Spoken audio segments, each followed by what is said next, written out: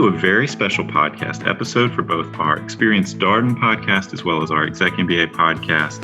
I'm your host, Brett Twitty, and today I'm excited to feature a conversation I recently recorded with the Dean of the Darden School of Business, Scott Beardsley.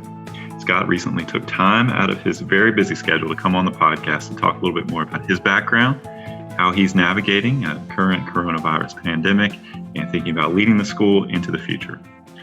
You're going to enjoy this conversation. So without further ado, here is my interview with Scott Beardsley.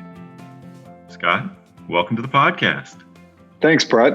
Well, appreciate your taking time. I know this is a very, very busy time for you. I want to start just by checking in and seeing how you and your family are doing. How is everything at Pavilion One?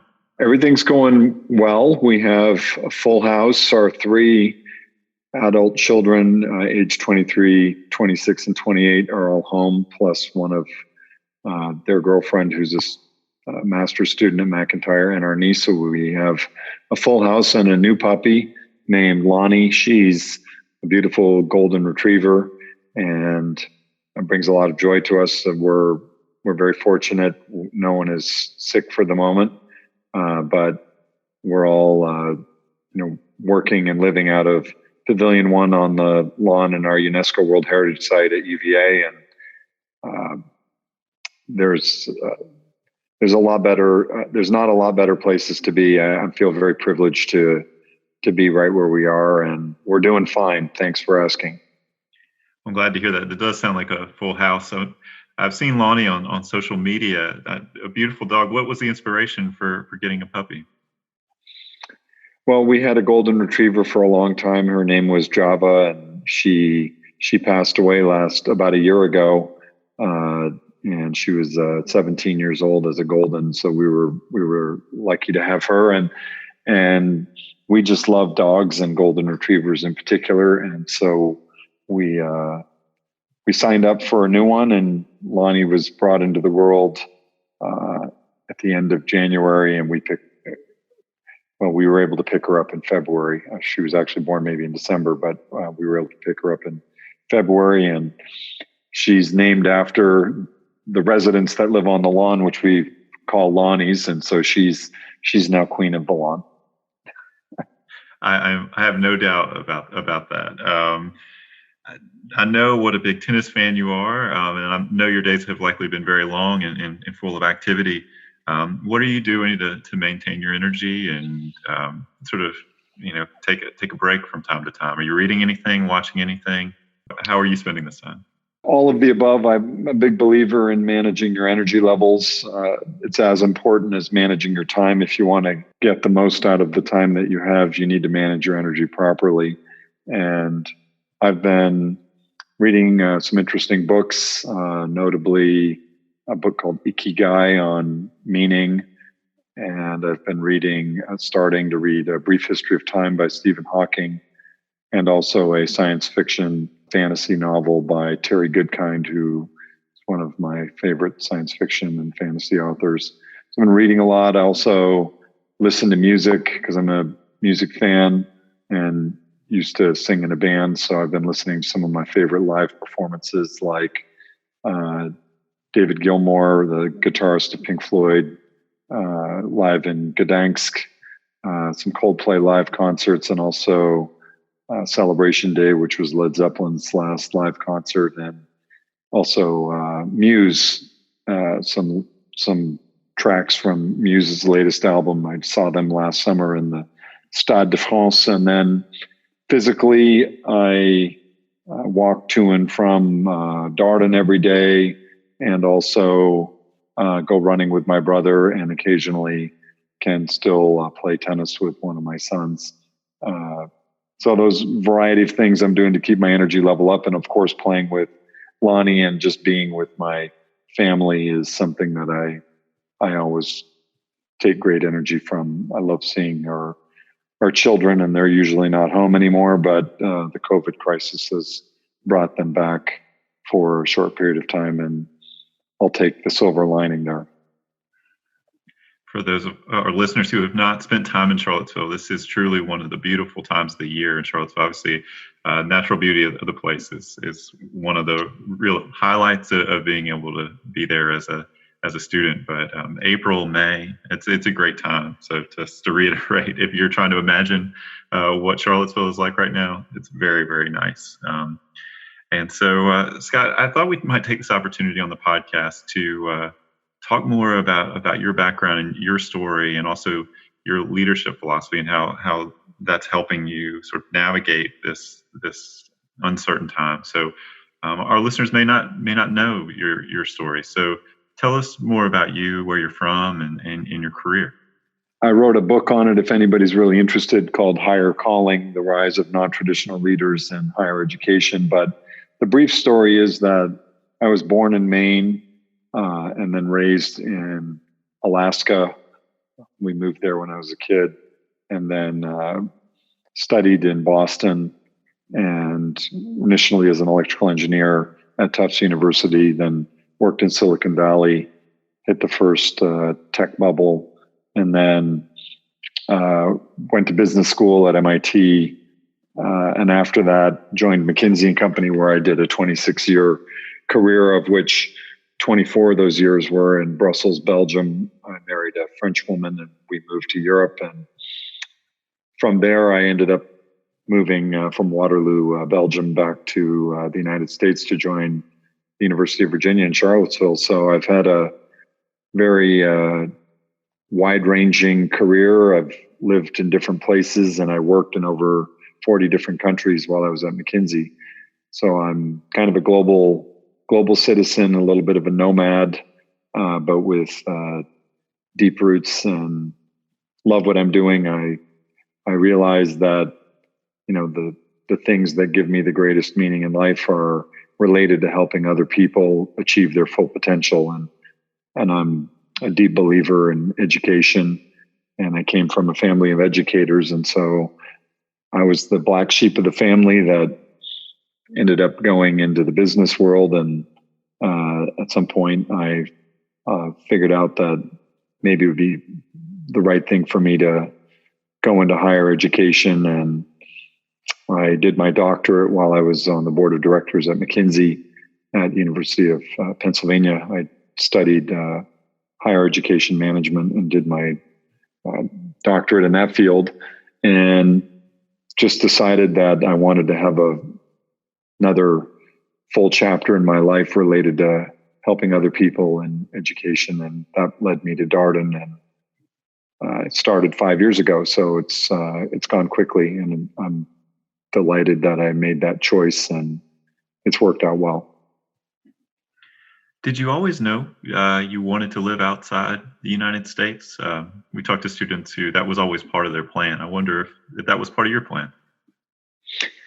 When I grew up, we didn't have a lot of resources, and certainly never were able to travel abroad. I lived in Maine and Vermont as a little kid, and in Vermont and Burlington, where both of my parents worked at a college called Champlain College. We were very close to the Canadian border, and my grandparents lived in Montreal and then Newfoundland. And so I was always curious. When I was a little kid, we could pick up French TV stations from Quebec, and I was always fascinated with what might there be, and then what might there be abroad. And then moving to Alaska, I came into contact with people from all over the place, because at the time the oil in the 70s was booming and attracting people from all over the world, and Russian airspace was closed. And so all the international flights between Europe and Asia passed through Anchorage. And I was always interested in what it would be like to go abroad, but I never was able to travel really as a kid. A big trip for us would be to go from Alaska back to see our family in New England. And then, through the power of education, one summer I studied in France. I wanted to learn French as a language, and so I studied abroad in the summer of 1984 and met this beautiful French girl who became my wife, and that changed everything. And then one thing led to another, and I had a very international career. And I was always curious about the world. I wanted to discover it. I wanted to see it. And I was always curious about other people and where they came from.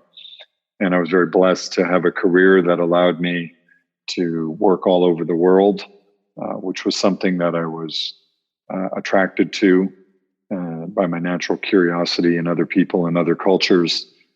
And now I'm able to work at a very global business school that has people from all over the world too. And it's all worked out. And I'm still married to my wife, Claire, from the French Alps after more than 30 years of happy marriage together. This is a time of year where we are thinking about students starting at Darden. And we obviously have typically about a third of the classes from outside the United States. I wonder how your experience moving from the U.S. To Europe informs your feelings and understanding of those students' experience or empathy for their experience.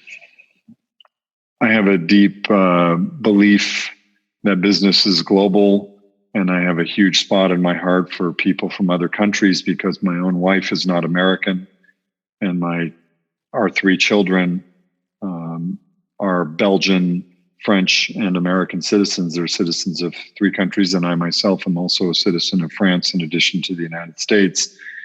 So I'm a believer that, business is global and that we have interconnected economies, and certainly we're learning with the COVID virus that we all have a common shared humanity that ties us together.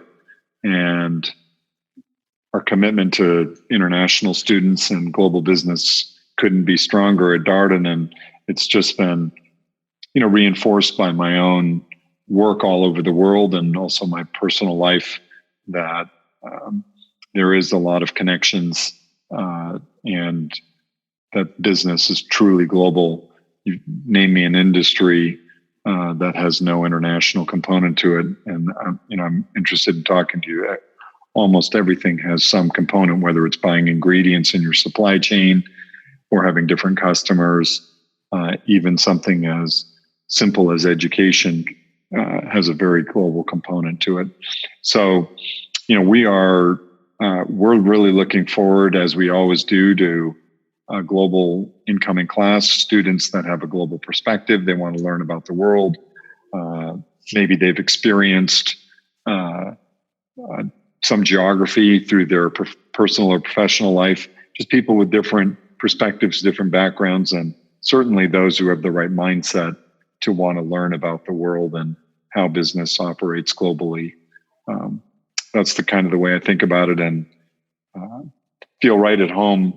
Actually, here in Charlottesville, it's quite a global community. In fact, one of the deciding factors for my own wife to be willing to move from Belgium to here was the food scene in Charlottesville. It's incredibly varied. There's international food from many different countries. And Charlottesville, in some ways, has been sort of a sanctuary city, welcoming refugees from all over the world for several decades, or several decades, 10 or 20 years, let's say. And when we came here, we found this incredible patisserie where they make French croissants and pain au chocolat and things like that, and called Maribette. And just the whole scene in Charlottesville is very welcoming to those from abroad. And we're very happy here. And most of the international students that we meet are really excited to come to Charlottesville. It's a dynamic 230,000 person city, but it's not far from Washington, D.C., the nation's capital, and there's just a lot going on here. So we feel that we have the best of both worlds, one of the best places to live in the U.S., but also at the same time, it's quite global. So it fits. That's great. And it's a fantastic place to spend a couple of years in business school. That is for sure. So curious about how your deep experience at McKinsey has been helpful to you as dean. There are not a lot of business school deans at any school, let alone a top school with your background. And I wonder how that's been helpful to you and helped you navigate these first, 5, 6 years of your deanship.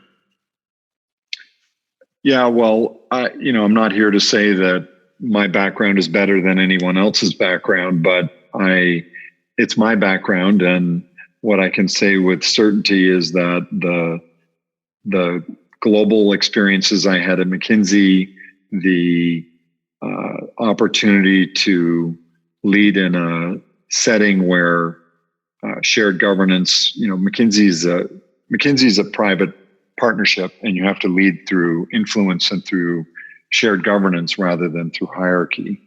And leading in that context in many ways is analogous to leading in higher education. And that training and experience base of, if you think of senior partners as being highly educated, very independent, and not being told what to do, that kind of is similar to what it's like dealing with very talented faculty. And I think the mindset that I needed to have at McKinsey has been very helpful here. Plus, I just love solving problems and working with talented people. And in that regard, there's a lot of similarity. Also, the types of problems that you're solving, business problems in different functional areas in global settings, mirrors what we do at Darden. We have cases that cover business situations from all over the world, and we have students from all over the world, and we have to solve a lot of problems, not only for our teaching and our education, but also as the dean, you have to solve a lot of problems. And I found that training to be extremely helpful. And it's been something I lean on every day. And, leading a higher education institution is a form of a business. It's just called a not-for-profit business, where your objective function is something other than profit. But nevertheless, you have to try and perform better and better and improve every day, and, lead teams and build strong teams and make sure the students are getting a fantastic education experience. So that combination of experiences at McKinsey, plus the outright commitment to excellence, which McKinsey had, I have found to also be true at Darden. The commitment to the best teaching in the world, the best educational experience at Darden is as strong as McKinsey's commitment is to great client service.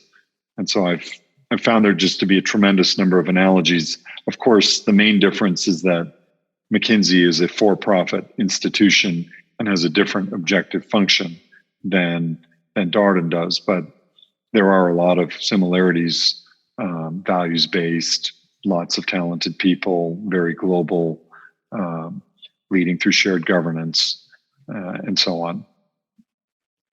You mentioned coming from a family of educators. You've even found your way into the classroom to lead a few classes. Do you want to talk about some of the electives that you've delivered over the past few years? Yeah, sure, Brett.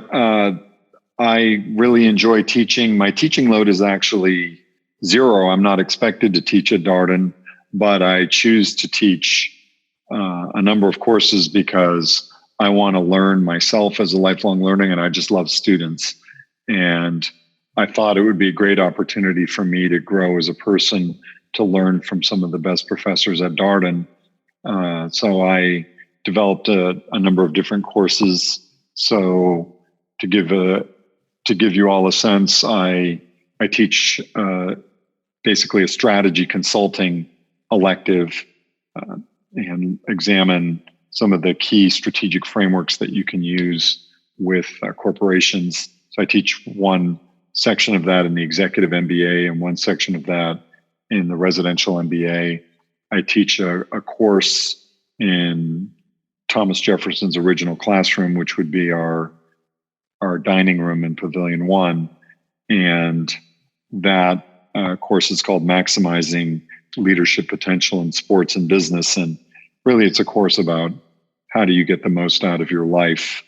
In addition, I teach a another elective called CEO Leadership in the 21st Century, which examines crises and major leadership decisions that chief executives need to make. And finally, I teach a global course. This year it was on community-based conservation in Africa. In previous years, when we could travel, I took students abroad to Italy and also to Israel, Belgium and Holland and Cuba. And I'm planning on going back to the global courses as well. And then in addition to those, I guest teach in a couple of other classes. One is called Managers in Action, and another one is called Ambiculturalism, which is how the same situation can be perceived in totally different ways in different cultures. So that's just a flavor of some of my teaching. So as you can see, I'm doing a lot of it. Actually, I'm teaching tonight and tomorrow night. The main motivation is to learn and to share what I know, but also to stay close to the students, and it allows me to build relationships with them and to get to know them, and then they tell me what I need to do better as the dean, and that's always helpful. One of the great things about the University of Virginia, we talked about it here a bunch on the podcast, is this tradition of student self-governance. And as a dean, you mentioned not just your classes, but you obviously work closely with the Darden Student Association. They've been here on the podcast, other student leaders, students with ideas as to how to make the school better. You are a former MBA student yourself. How does that experience of having been in their shoes, so to speak, help you think about how to do your job better, to make the school a better place? Any lessons or memories from your time that kind of guide you in this work? Well, for me, it's all about the relationships. I do what I do because I truly do love students, and I believe in the mission of the school to try and make the world a better place through developing responsible leaders through great unparalleled educational experiences. And I truly do believe in that mission. And I love developing relationships with the students. First of all, I'm just curious about who they are, and they're very interesting people, and they have incredible backgrounds to share. And I always get a great pleasure out of getting to know individuals more deeply, and teaching helps you to do that. Being a dean, if you're not careful, you can become too removed, and teaching is a great way to stay connected. And then I work directly with the student leaders to try and understand what it is that is on their mind, and to see where we might improve, what we should keep doing as well. Most things are working extremely well, but always try and listen to what small ideas or big ideas they might have to take the school to the next level to improve the student experience. And work directly with the Darden Student Association leaders and listen to them on a regular basis. And they always have my cell phone, and they know that they can call, share their ideas at any time, and I'm open to them. And the other thing is my own children. Claire and I have 3 boys, young men in their 20s. 2 of them are planning on going to business school. And so I know just from my own household, the types of struggles and questions and things that are on the mind of a business school student. And I always enjoy trying to understand what the issues are, and then to see if there's something we can do to make somebody's life better or improve their experience.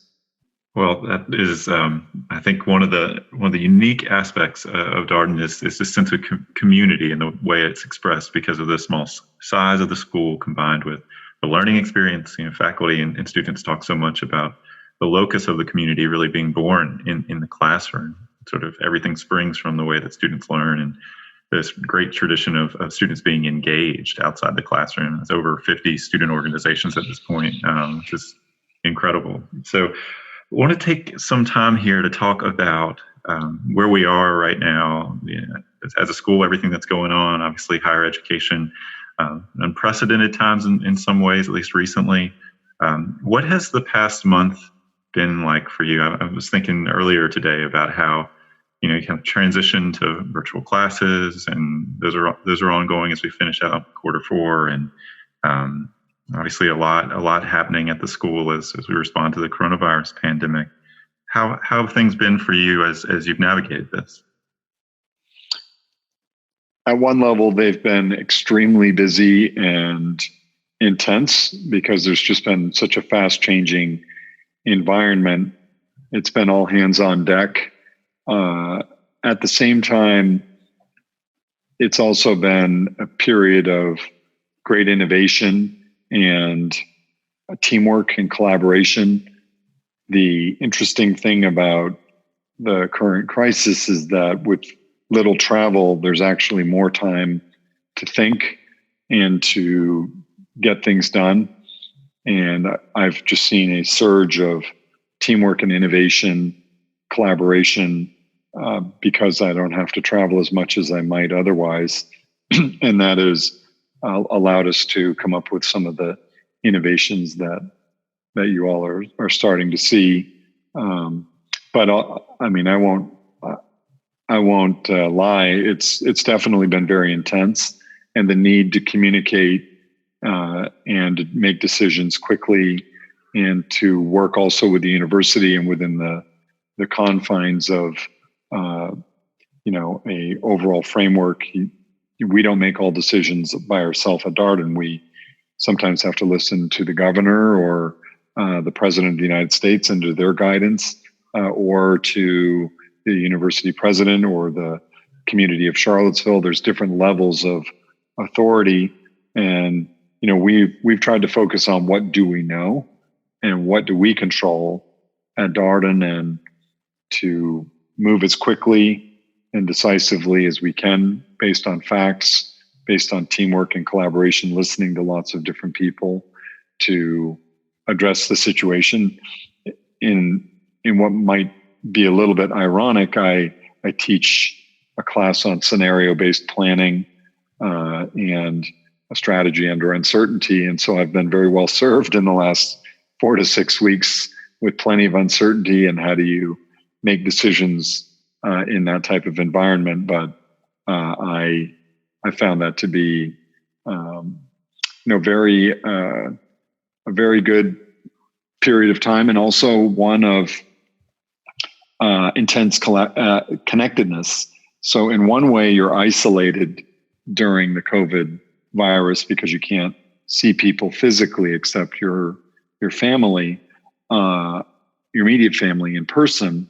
On the other hand, the number of connections I've had with alumni, with all the students, with the faculty and the staff, through town halls online, so many different town halls and forums where there's been lots of communication, lots of questions. And so in some ways, I've never communicated and been interacting with more people in such a short period of time. On the other hand, it's been very intense. I can absolutely believe that, based upon the daily updates that we get, all the news from both the business school and also the University of Virginia, and what seems to be a constantly evolving situation. What have been you noted sort of how quickly the school is moving and how much information is being processed, and what have been the guiding principles for you and the team as you've navigated all of this? And has there been sort of a touchstone for you as you've thought about, this is how we want to try to address this situation? Yes, there definitely have been some values and touchstones. In a world of great uncertainty, you have to always ask yourself, well, what do you know? And one thing we know is that our values remain. And part of our values is ensuring the safety and good health and welfare and well-being of those in our community. And so that is the first thing, is you have to make sure that everybody is taken care of as best you can. And that has resulted in having to make decisions that nobody enjoys making, including me, of moving classes to online or everybody would prefer, I think, or most people would prefer, to be in person and having a good time together in the way it was before the virus. But you have to first say, well, what about health and safety of everybody, and how do we ensure ongoing operations and continue our education mission, which actually works quite well online as well, and much better than people might think. But in addition, there's other key values: compassion, flexibility, a global and diverse and inclusive environment. The things, maintaining our community. Those are the values we have. And as I've made decisions, I've always been trying to think about, okay, what is right for the health and safety? What is fair and compassionate? What is going to continue our commitment to a global, inclusive and diverse environment? How do we continue to build our community? And in all of that, how do we manage excellence and continue to stay absolutely outstanding in delivering our educational mission? Those are some of the guiding principles, touchstones, and values that we've leaned on throughout the crisis, and that they endure. They endure whether you have a crisis or not. Those are still always the most important things. Are there any experiences that you've had previously that you're drawing upon? I don't think any of us have been through anything quite like this before, but any experiences that you're reflecting upon, saying, gosh, that's helpful to me as I think about what to do next? I've never been through something like COVID, but there's a few things I've been thinking about. The first thing I think about is actually a lot of the time I reflect on my grandmother and the way that she grew up. She was born in 1912 and lost two of her sisters to the smallpox. They died, and then had World War I. And then her father died when she was 8 years old. And then the Great Depression hit, bankrupted their family business, and then came World War II and so on. And throughout all of that, she had a huge influence on my life. She was an astrophysicist in a time when most women were not doing that.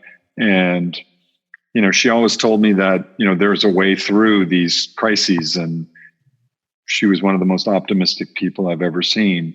So I've often reflected upon, how lucky we are in our life to have not faced so many different tragedies the way that they did.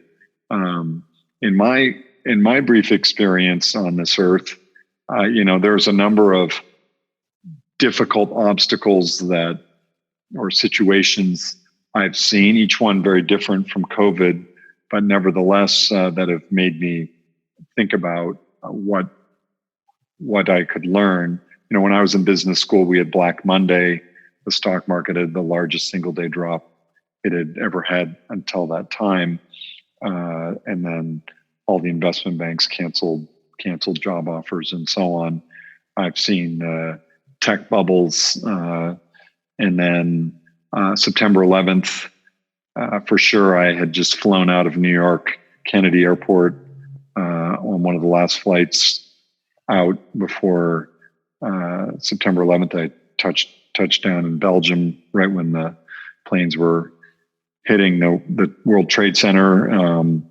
Also, I remember the SARS crisis, because I used to travel a lot to Asia and not being able to travel for a long period of time when that hit. And all those different experiences have made me realize that, there are very difficult situations that emerge, but there is a tomorrow, and there's light at the end of the tunnel, and you just have to have a through cycle mentality. And as difficult as it is during some of these crises, which have different aspects, and then of course there was the 2007 and 8 financial crisis. There is a tomorrow. The human race is very resilient, and there's always something we can learn. And one of the things I think some students could consider is that going to school when there is a crisis is actually an opportunity to learn, because you're seeing business unfold through a real-time experiment or situation where you can really learn a lot from. And I look back on all those difficult situations and have one of my real takeaways is every time there's been a crisis, I've been able to become a better person and to learn from my mistakes and through the difficult external environment. And part of what I learned also is that we should, I've learned to be much more grateful for what I have, and to take things less for granted. We've just come out of the hottest job market since the end of the Second World War, and in those situations, sometimes it's easy to lose perspective that, life has its ups and downs, and, we have this COVID virus, but there's going to be there is a lot of suffering and difficulty for many people, including students applying to school. On the other hand, there will be a silver lining and there will be a tomorrow. I'm an optimist for the human race. And my hope is that, there will be a period of prosperity once we work our way through the aftermath of the COVID crisis. I believe there will be prosperity down the road, although there will be short-term pain. But in that environment, if you look at the role of education where there's uncertainty, education helps to create new options for life. It retools you for a very uncertain future. And I certainly believe that an MBA at a top school like Darden is a worthwhile investment, perhaps especially in an environment where there's tremendous uncertainty like the COVID virus. When you think about the future of the Darden School of Business, I know you're always thinking ahead on things. What are you thinking about?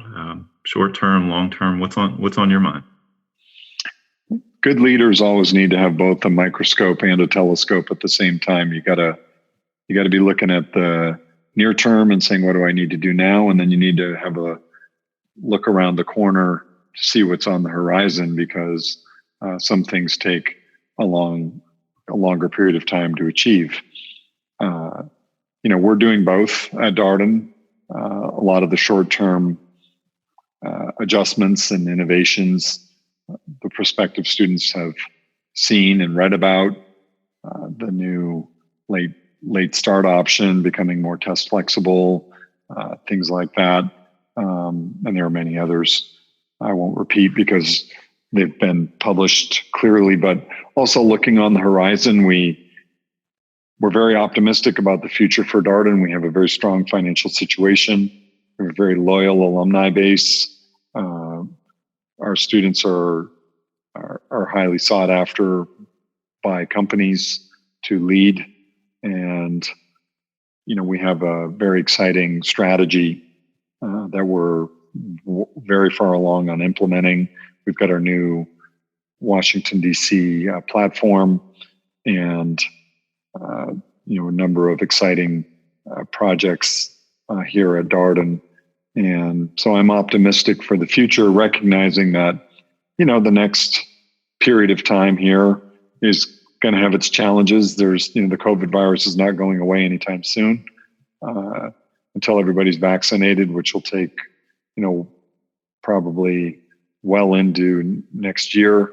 No one knows when a vaccine will come out, but in the meantime, there'll have to be a lot of creativity and innovation to continue to do the best that you can in that circumstance. And, we're up to the challenge, and all the faculty and the staff here at Darden are committed to continuing to deliver one of the best educational experiences and student experiences on earth.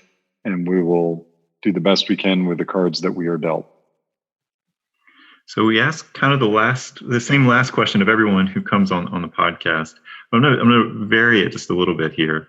What's one piece of advice you would give any student who is starting at Darden? What would you share with them?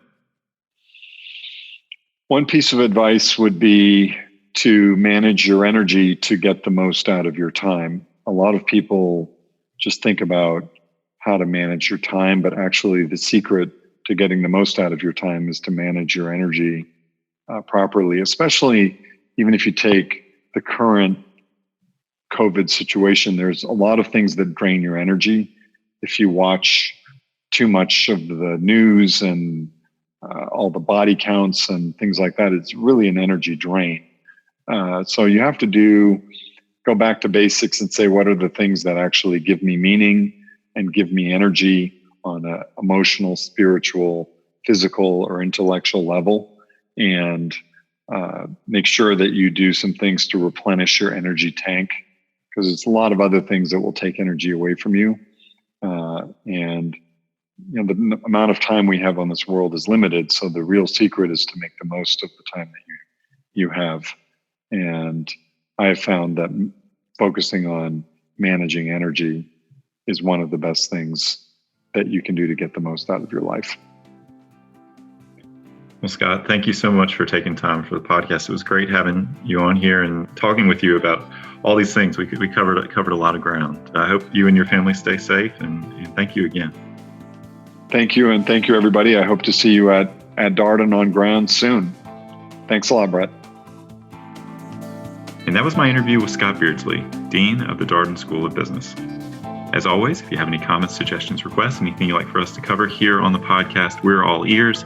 We can be reached at Darden, that's DARDEN, @virginia.edu. Or if you have a suggestion for the ExecMBA podcast, you can reach us at exec, that's EXECMBA, @darden.virginia.edu. And until next time, stay safe, be well, and thanks for listening.